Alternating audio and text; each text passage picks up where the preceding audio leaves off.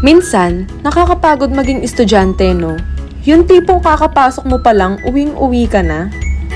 Isang eskwelahan kung saan ang kilig at harot ay laging nag-aabang sa bawat sulok. Isang grupo ng mga estudyante ang malalagay sa malaking pagsubok. Kapag dumating ang malakas na dilubyo ng feelings, paghaharapang muli ang mga pagtingin.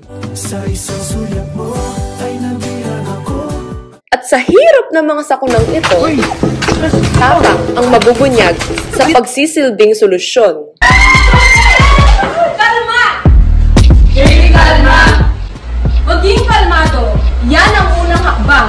Ang pagkabalisa ay nagdudulot ng sakuna. Pag-inspirasyon at pagkakaibigan ang magsisilbing sandigan.